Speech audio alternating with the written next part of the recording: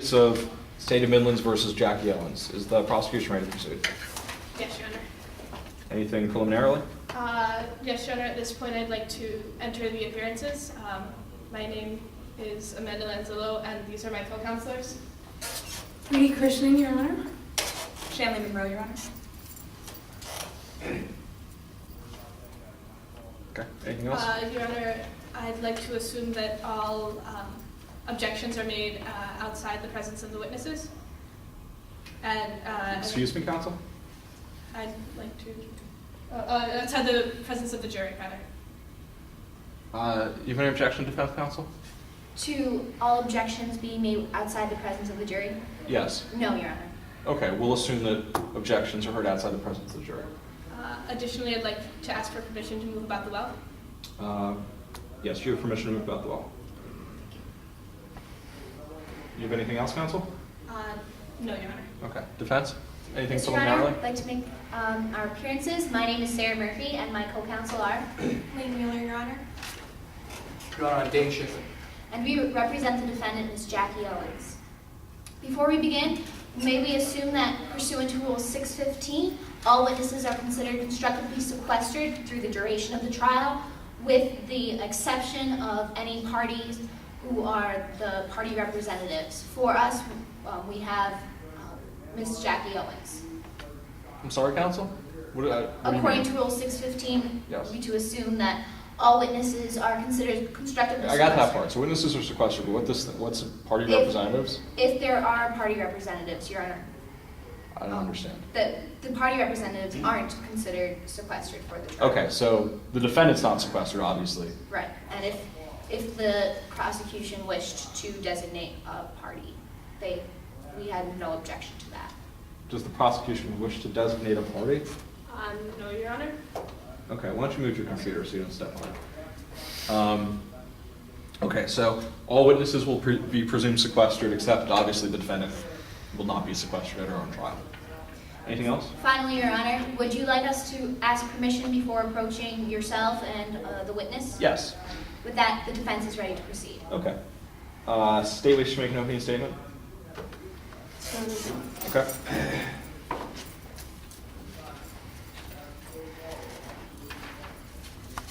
This is a case about the biggest gamble.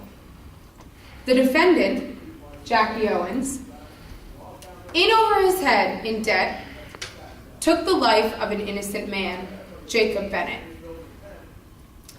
Now, who is Jacob Bennett? Jacob Bennett was a prominent member in the Midlands community, a loving husband to his wife Mariah, and a producer at Trifecta Entertainment. That was all taken away from him, however, on the night of June 16th, 2008, when he was murdered by the defendant. Now, what happened on June 16th? Jacob Bennett was lured to the Midlands Marina by Jackie Owens that night, shot and killed, and stuffed into the trunk of the defendant's sports car. He was then recklessly buried at the Calkins Cliffs and discovered 3 weeks later, dead. Now, you will hear from 3 witnesses today. You will hear from Hunter Baxamusa, an eyewitness at the scene of the crime. Ms. Baxamusa will tell you about what she saw: the purple headlights on the defendant's sports car that could only have been his. You will hear from Jordan Lee.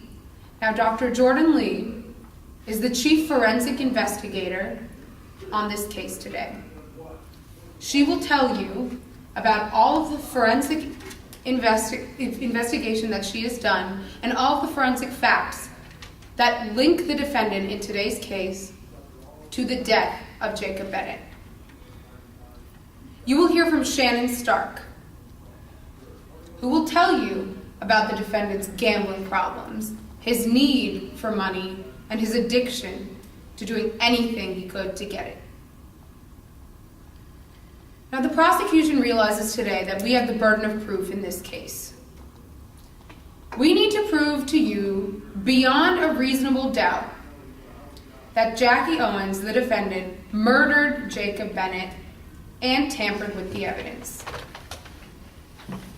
And, ladies and gentlemen, we will prove that to you today, as the evidence will show that Jackie Owens committed this crime. This is a case about the biggest gamble, about Jackie Owens, for any reason that he could, killing Jacob Bennett. At the end of today's case, my co-counsel will ask you to find the defendant guilty.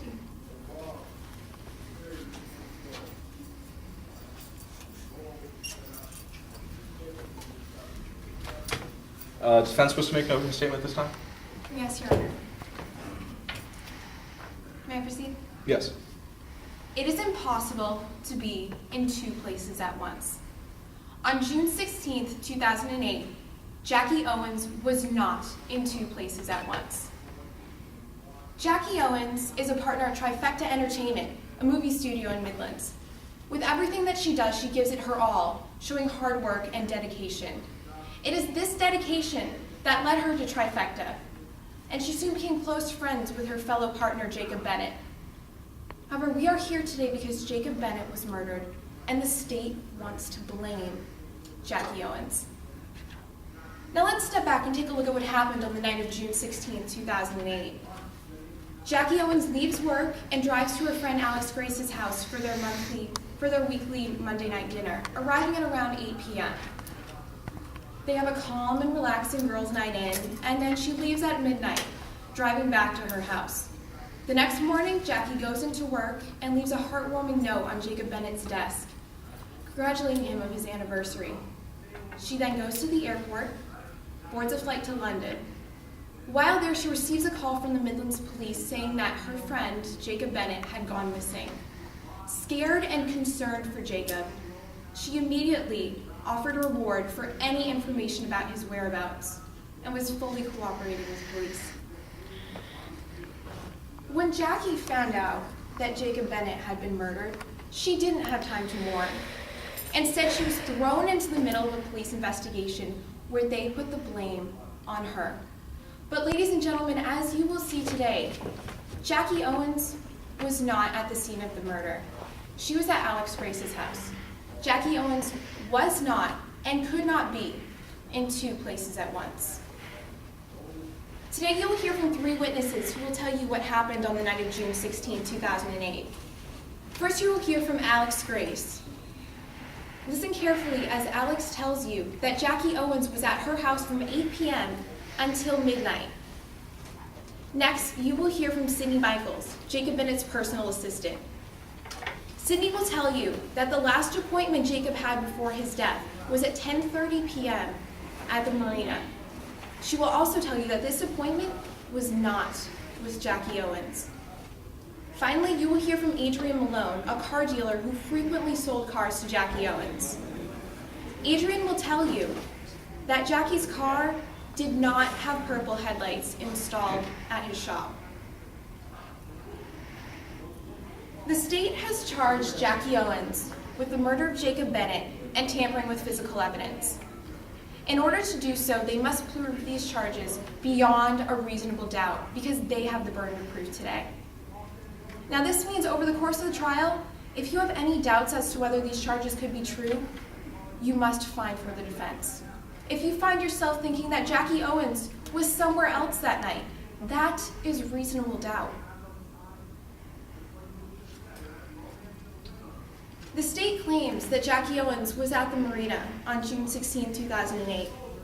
But as you will see, this was plainly false. At the end of this trial, my co-counsel Dean Shipman will come before you and ask that you find Jackie Owens not guilty, because Jackie Owens was not in two places at once. State of witnesses. Sir, I'd like to call Hunter Vaximus to the stand.